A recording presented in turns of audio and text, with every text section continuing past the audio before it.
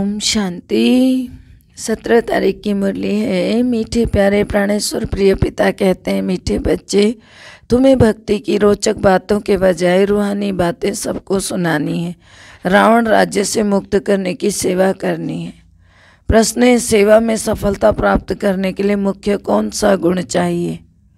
उत्तर है, निरंकारिता का गुण चाहिए। महावीर के लिए भी दिखाते हैं ना, जहाँ भी सत्संग होता था वहाँ जूतियों में जाकर बैठता था, क्योंकि उसमें देह अभिमान नहीं था, परंतु इसमें बहादुरी चाहिए। तुम कोई भी ड्रेस पहनकर उन सत्संगों में जाकर सुन सकते हो, गुप्त वेश में जाकर उनकी सेवा करनी चाहिए। गीत है ओम नमो शिवाय। ओम शांति, ओम शांति। यह हुई महिमा ऊंचे ते ऊंचे भगवान की। ईश्वर कहो, परमपिता परमात्मा कहो, सिर्फ ईश्वर व भगवान कहने से पिता नहीं समझा जाता, इसलिए परमपिता परमात्मा कहना चाहिए।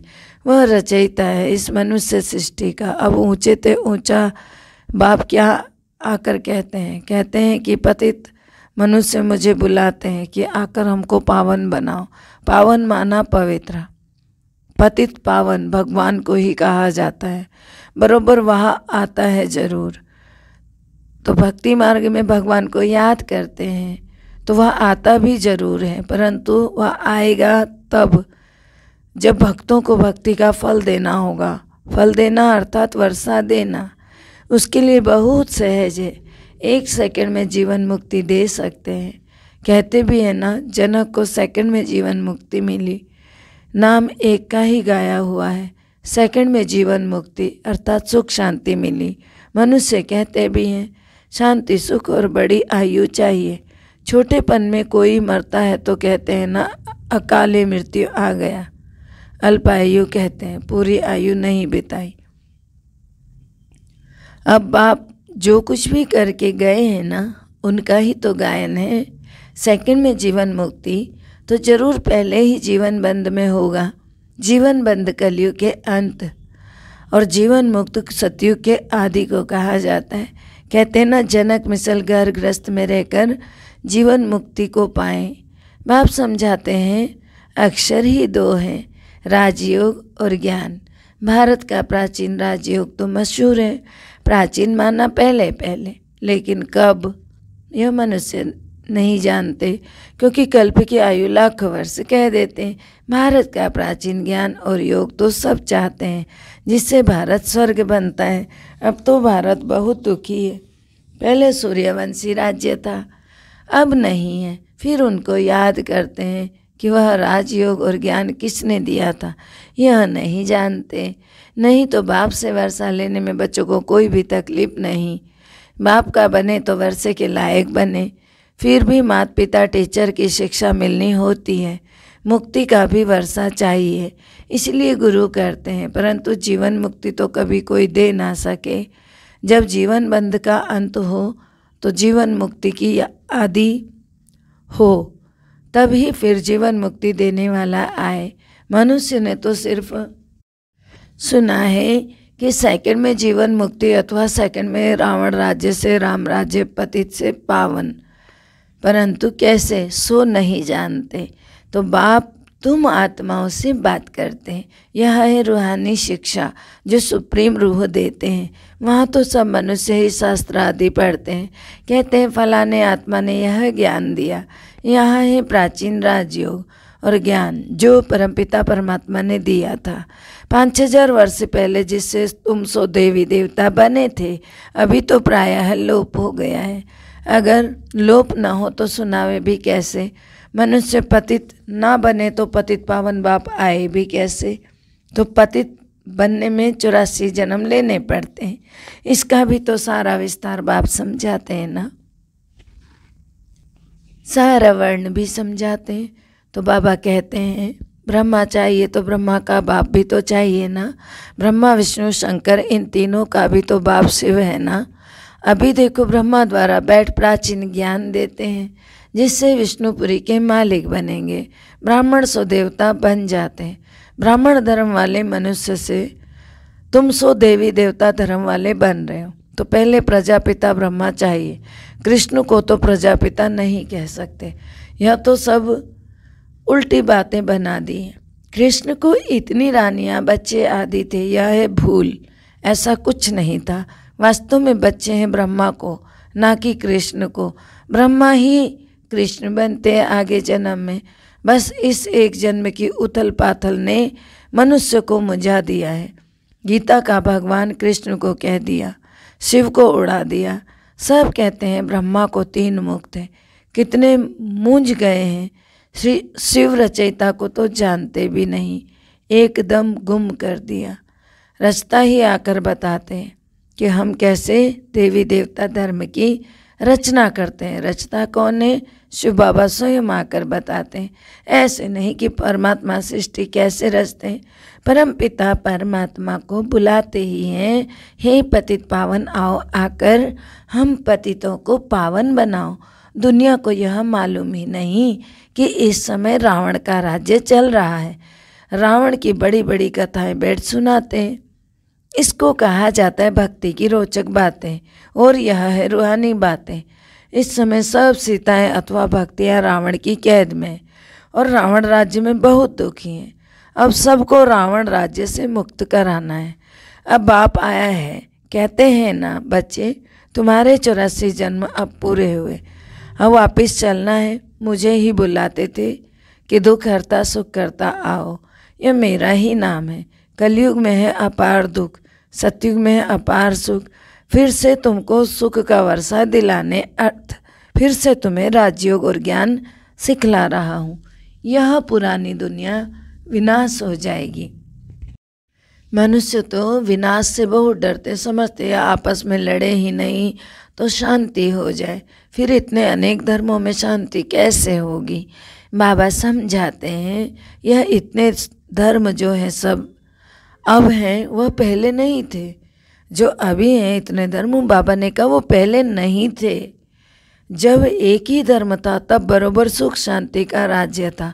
अब सब मांगते हैं मन को शांति कैसे मिले। अरे मन क्या चीज़ है, पहले इनको तो समझो। आत्मा में ही मन बुद्धि है। मनुष्य की जुबान बोलती है, आँख देखती है, टोटल मिलाकर कहते हैं मनुष्य दुखी है।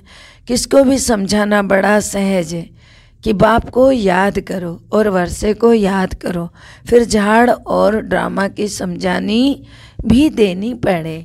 तो जिसके लिए यह चित्र बने हुए हैं, सिर्फ मन मना भव कहने के लिए तो चित्र की दरकार नहीं है। चित्रों पर समझाने में घंटा लग जाता है। तो प्राचीन राजयोग भगवान ने सिखलाया और राजा ही मिल गई। फिर कोई मनुष्य थोड़ी राजयोग सिखलाएंगे। बाप और वर्षे को याद करो तो ठीक है, परंतु यह डिटेल जब तक किसी को समझाए नहीं तब तक बुद्धि नहीं खुलेगी। सृष्टि चक्र को समझ नहीं सकेंगे। जब कोई ड्रामा देखकर आते हैं तो वो बुद्धि में आदि से अंत तक घूमता रहता है। कहने में तो सिर्फ इतना ही आएगा कि हम ड्रामा को देख कर आए। तुम भी कहते हो हम इस ड्रामा को जानते हैं, परंतु डिटेल तो बहुत है ना। बाबा से सुख शांति का वर्षा मिलता है, फिर बुद्धि में चक्र भी है। 84 का चक्र जरूर घड़ी घड़ी याद करना है। यह ज्ञान ब्राह्मणों को ही मिलता है जो फिर देवता बनते हैं। ब्रह्मा सो फिर विष्णु।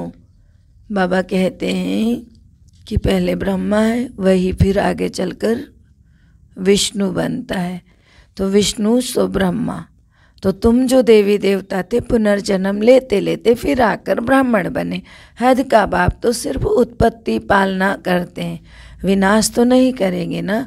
विनाश अर्थात सारी पतित दुनिया ही न रहे, सारे रावण का राज्य ही विनाश होना है। नहीं, विनाश अर्थात सारी पतित दुनिया ना रहे। तो बाबा ने कहा नहीं तो क्या होगा? राम राज्य कैसे हो? वहाँ कभी रावण को जलाते नहीं है। भक्ति मार्ग की कोई भी बात ज्ञान मार्ग में होती नहीं है। तुम सतयुग त्रेता में प्रारब्ध भोगते हुआ है, ज्ञान की प्रारब्ध, इनको कहेंगे भक्ति की प्रारब्ध। अल्पकाल क्षणभंगुर सुख, थोड़े समय का सुख। पहले भक्ति अव्यभिचारी, माना एक ही की भक्ति थी, फिर भक्ति अनेकों की हो गई, अर्थात व्यभिचारी भक्ति हो गई। होते होते बिल्कुल ही दुखी बन पड़े। जितनी जितनी भक्ति बढ़ाते गए अनेकों की भक्ति करते गए उतना दुख दरिद्रता बढ़ती चली गई। सद्गति दाता एक बाप है, बाप और वर्षे को याद करो, यह समझाना है। याद किया और स्वर्ग की बात सही मिली, फिर नरक में कैसे आए, यह सब बातें बैठ समझाई जाती हैं। अब तुमको सारे सृष्टि के आदि मध्य अंत का पता पड़ गया है, तो इस समय तुम त्रिकालदर्शी बन रहे हो। उनको तुम कहेंगे कि देवी देवताएं भी त्रिकालदर्शी नहीं थे, तो कहेंगे तब कौन थे, क्योंकि संगम युगी ब्राह्मणों को तो कोई जानते ही नहीं है। दिखाते हैं यहाँ भी सत्संग होता था, तो हनुमान जाकर जूतियों में बैठ जाता था। अब यह बात महावीर के लिए क्यों कही है, क्योंकि तुम बच्चों में कोई देह अभिमान तो है नहीं। समझो सत्संग में कोई ऐसी बात निकल पड़े तो तुम कह सकते हो प्राचीन सहज राजयोग और ज्ञान से सेकंड में जीवन मुक्ति लेना होता है। लेना है तो फलाने के पास जाओ, समझाने वाला तो बहुत बहादुर चाहिए, निरंकारी चाहिए, जरा भी देह अभिमान ना हो। कहाँ भी जाकर बैठे टाइम मिल जाए तो बोलना चाहिए। मजबूत होगा तो भाषण आदि करेगा कि गृहस्थ व्यवहार में रहते कैसे सेकंड में जीवन मुक्ति मिल सकती है। परम पिता परमात्मा के सिवाय तो कोई दे ना सके, यह महावीर ही समझा सकते हैं। सुनने के लिए मना नहीं है। गृहस्थ व्यवहार में रहते तुम बच्चे बहुत सर्विस कर सकते हो। बोलो राजयोग सीखना हो तो ब्रह्मा कुमारियों के पास जाओ, आगे चलकर तुम्हारा नाम बाला हो जाएगा, मेजॉरिटी हो जाएंगे, बहुत संख्या बढ़ जाएगी। अभी तो थोड़े हैं, ये तब की बात है जब थोड़े थे। अभी तो देखो अंत में आकर संख्या खूब बढ़ गई है ब्रह्मा कुमार कुमारियों की, तो भगाने का नाम भी बहुत कहते हैं। तो कृष्ण ने भगाया, अरे भगाने की तो कोई बात ही नहीं है। टीचर कभी पढ़ाने के लिए भगाते हैं क्या? सर्विस करने वालों को तो बहुत विचार सागर मंथन करना है और बहुत बहादुर बनना है। अच्छा, मीठे मीठे सिकिलदे बच्चों प्रति माता पिता बाप दादा का याद प्यार और गुड मॉर्निंग। रूहानी बाप की रूहानी बच्चों को नमस्ते। हम रूहानी बच्चों की रूहानी बाप दादा को दिल व जान से सिक व प्रेम से याद प्यार नमस्कार, good morning, diamond morning, Om Shanti, शुक्रिया बाबा, शुक्रिया। धारणा है, पहला है भक्ति रूपी सीताओं को रावण की कैद से छुड़ाना है। सेकंड में मुक्ति जीवन मुक्ति की राह दिखानी है। दूसरा है बाप और वर्षे को याद करना है। देह अभिमान छोड़ महावीर बन सेवा करनी है। विचार सागर मंथन कर सेवा की नई नई युक्तियाँ निकालनी है।